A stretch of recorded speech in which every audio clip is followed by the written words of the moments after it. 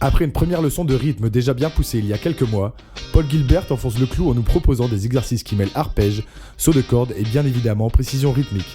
Prenez votre guitare et suivez le prof en restant, comme il le dit, rock'n'roll.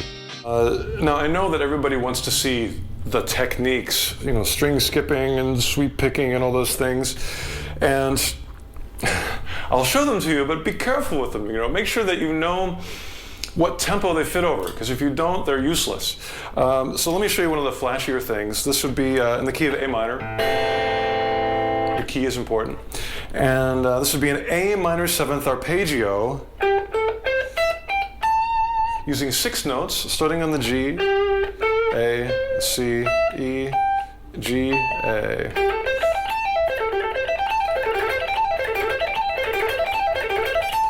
And I'm skipping strings. I'm not using the B string. This doesn't get used. Just 3 notes on the G and 3 notes on the E.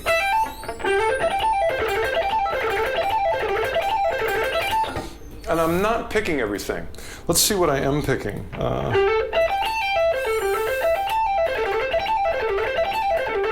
I think I'm picking every note except for the descending notes on the high E string. So I'm going pick, pick, pick, pick, pick, pick, pull off, pull off. That's the trick. Those are pulled off. You don't have to pick those. Now, the important thing to listen for is the tempo. So I'm going to play this over and over again, and let's hear what the tempo is.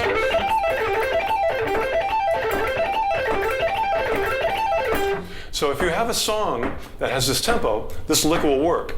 So if you're doing, let's see,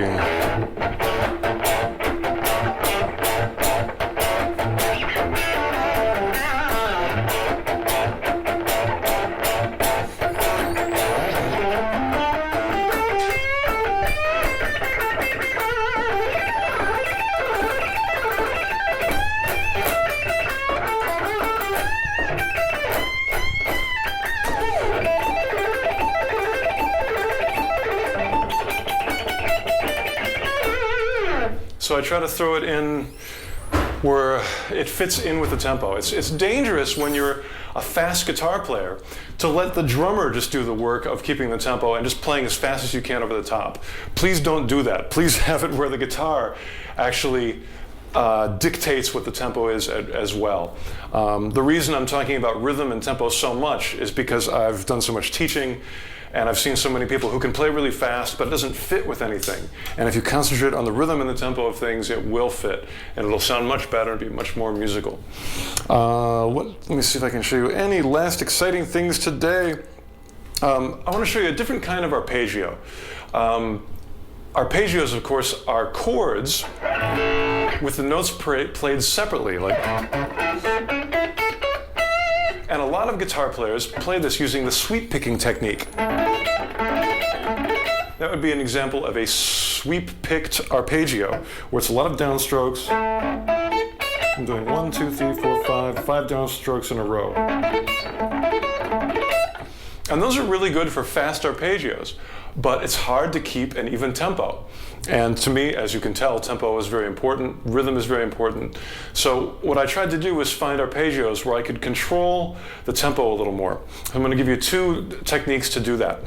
The first one is a string skipping method.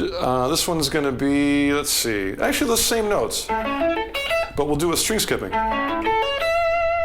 So I refingered it. It's the same exact notes, but I'm not sweep picking it. This time I'm doing 1 note, then 2 notes on a string. Then I skip the G string, don't use it at all. Then go to the B string. So it's like, and we'll even go to the E there. So it's not as fast as the other one, but I can control the notes a lot more in time. So let's see what happens as I play this over and over again. It's kind of an unusual number to fit into like a 4/4 groove. So let me break it up a little bit, like there. That fits into a normal like groove,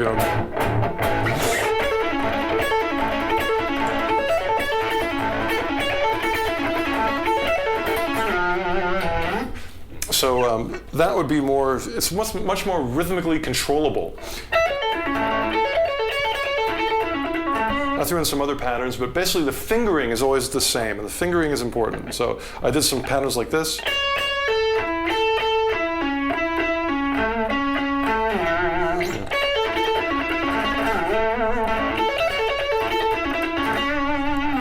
Really nice for phrasing with arpeggios.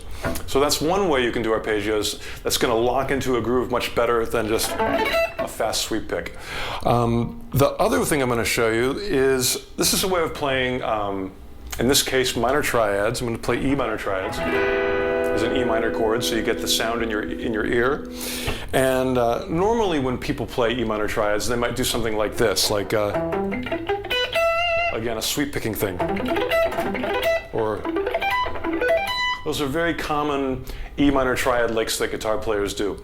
I want to do this one, where I break up the notes. Instead of doing like root, third, fifth, those are the intervals, root, third, fifth, and then just doing it up in octaves. I'm going to break it up and go 1, 5, 3, 1, 5, 3, 1, 5, and then start over again. So it's a little more interesting pattern. The technique is very simple, because all I'm doing is 2-note chords. And all you have to do is a downstroke and an upstroke. So it's down, up, down, up, down, up, down, up. The tricky thing is memorizing all the chord shapes. Because each time you play, there's a lot of position shifting. Then you have to go to a whole new chord. So maybe just try the first 2 over and over again to practice. Like that. Then add the third one. Let's see. And then add the fourth one.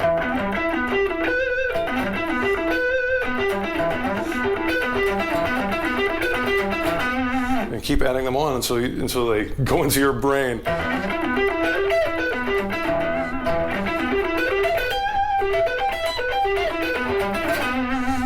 You can also, now this is the minor triads. You could also do the same technique for diminished, like, oh, sorry.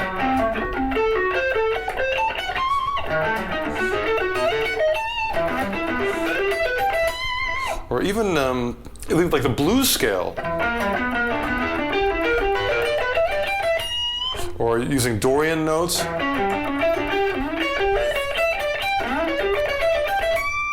It's more of a blues choice, but it's the same kind of way of phrasing. And I love that sound.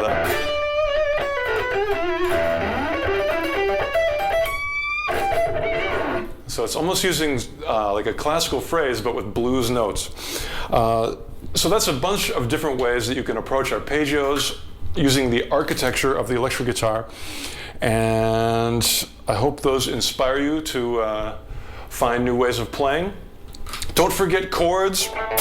It's wonderful to play chords, big chunky chords. Rock and roll, have a great time, and that's all I'm going to give you for today. Thank you. Bye-bye.